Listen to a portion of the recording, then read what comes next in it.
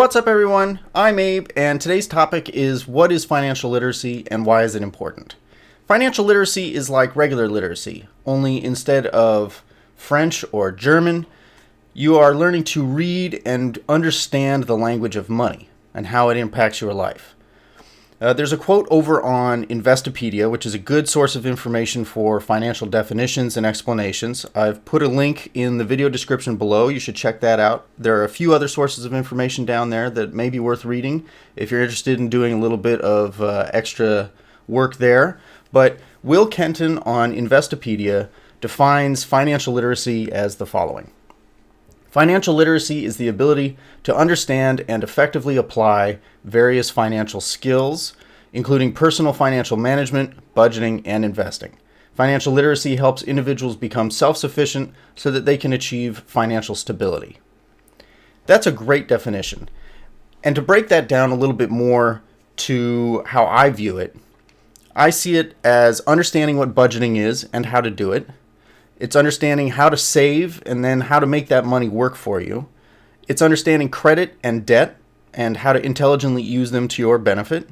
It's understanding interest, which impacts credit, debt, investing, all kinds of things. It's understanding financial institutions and markets and how they work. And generally speaking, improving your financial literacy is becoming informed and educated in how the financial world works and how to navigate it successfully. Why is it important? It's important because it's easy to be taken advantage of if you don't have a base understanding of the system that you're trying to work in. It's incredibly easy to make mistakes when you go and apply to college. Can you get loans to go to college? Should you take loans, or how much? And maybe even what college should you go to? It'll impact your ability to find and secure housing, either it's apartment and rents. If you're going to go buy an apartment or a condo or a house, what kind of mortgage you should get, whether that, like how that will impact your life moving forward. It'll even impact your jobs and your career, whether you can get a job, whether you can grow that job or grow within that career. And unfortunately, it can also impact your interactions with the justice system. So one example, at least on the career front, is when I graduated school with a degree in engineering, I worked at a defense contractor, and there were opportunities available to employees who could get a security clearance with the government.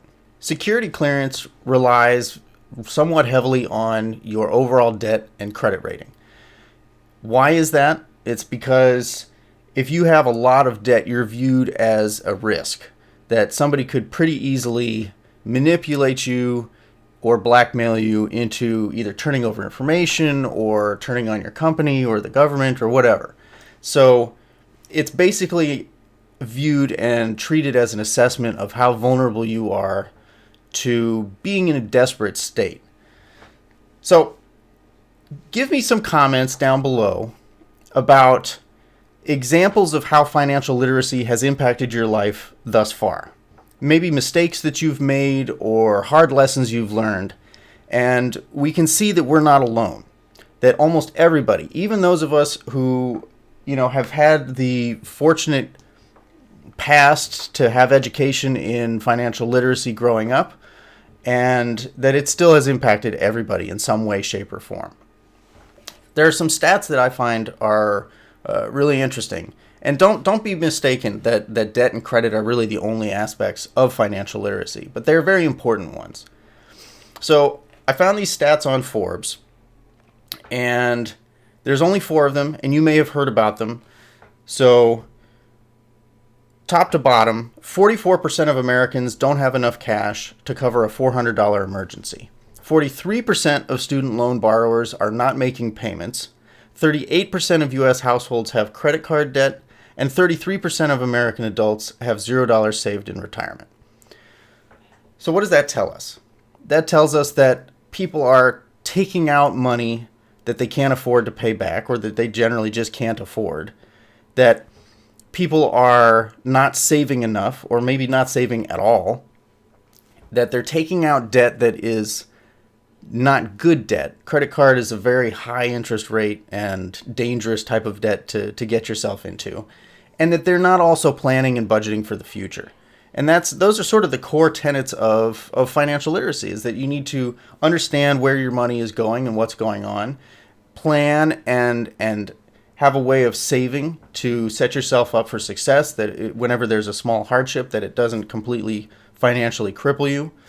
And then, have a plan for the distant future, so that, there can come a point where you don't necessarily have to work. So what do we do now? We've got all this information. We understand a little bit about what financial literacy is, how it might impact our lives, and what action can we take. So one action: go down into the comments, tell me what you're interested in learning about, and we will jump right into that right away. Read the links that are in the description in the video below, and generally come into this with an open mind. Figure that, I don't know everything, but I'm going to learn. And there's no harm in asking questions. There's no harm in... Education is something nobody can take from you. So the more you learn, the better off you'll be. And if you find out in that educational process that you already knew as much as, sort of the base level, that's great, right? That's a fantastic understanding and realization to come to. And if you're finding things, wow, I never knew that, or this is something that I wish I had known 10 years ago, that's great too. No time like the present to learn and to take that first step forward. So add those comments that I asked for. Thank you very much for watching, and I'll catch you in the next video.